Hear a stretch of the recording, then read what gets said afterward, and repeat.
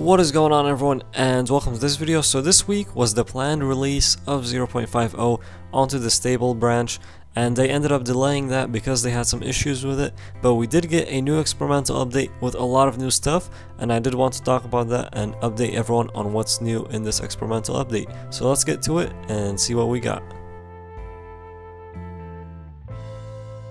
Alright, so starting off with something that's kind of cool, we got some brass knuckles right there. As you can see, it just says hit 'em hard. That's all you gotta do with these, and I'm guessing they do quite well in fights. So you can see me right there just taking some swings with it, and looks pretty cool when you're wearing them. Well, I haven't tested it out in, trying to knock someone out or trying to fight someone with them, but pretty cool overall. Looking forward to testing those out, and let's move on and see what else we have. Now, door sounds were already in the game, but everything kind of sounded the same. With this version of 0.50, they did update the door sounds, and now you can tell the difference between what type of door is opening, which is pretty cool. We're gonna get into this clip and kind of get to listen to that, and then also go to another clip and listen to the other door sounds and see how those are.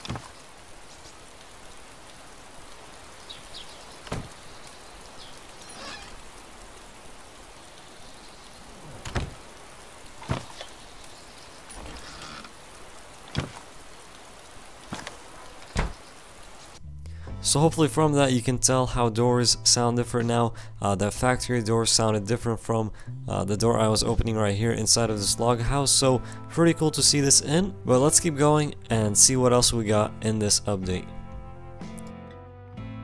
Okay, so next we have the rangefinder. This is something that was added in a previous experimental update, but it was not working at the time. Now with this one, it is actually working. I did have a battery inside of my rangefinder right here, and as you can see, all I had to do was measure the distance from where I was to that police car, and you can see there at the bottom, it's pretty accurate, coming up to just about 200 meters each time I measured it. So pretty cool to have this in.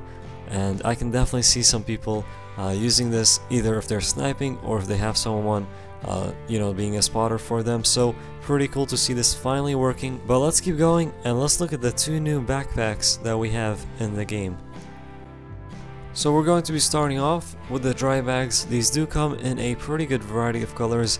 I think there is yellow, black, green, red and blue, so there's a pretty good variety there. I ended up finding the yellow one, and then shortly after I did find the green. That's the one I ended up sticking with. These dry bags do hold up to 28 items, so it's not the 25 item Talon, but it's also not the 35 item mountain backpack, but they do keep your items dry, which is pretty nice. And then we also have the new SPOSN bags. Those are also waterproof, and they do hold up to 24 items. I do like the look of those a little bit better than just the dry bags, because they do have a little bit better camo. If you're trying to wear them with any military gear, you really don't want to be wearing those yellow dry bags.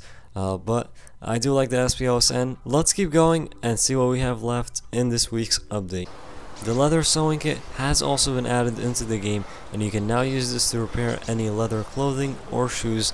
If any of you are wondering, shoes don't get ruined as quickly now, so that has been tweaked, and I don't know what the new numbers are, but they don't get ruined in 1 or 2 kilometers anymore. So I'm sure that's good news for everyone that watched the last experimental, because I did see the feedback and a lot of you were not happy how quickly shoes got ruined, so I'm glad to see that that has been tweaked. Also, one more thing about this leather sewing kit, you can stitch yourself up with it just like you can now with the regular sewing kit, so pretty cool to see that added on this one as well. Let's keep going and let's see our new weapons for this update. Alright, and now to the good stuff. The Derringer has been added now into the game, and it does take the .45 ACP rounds. We also have the AK74 and the AKS74U. Both of these weapons do take the new 5.45mm ammo.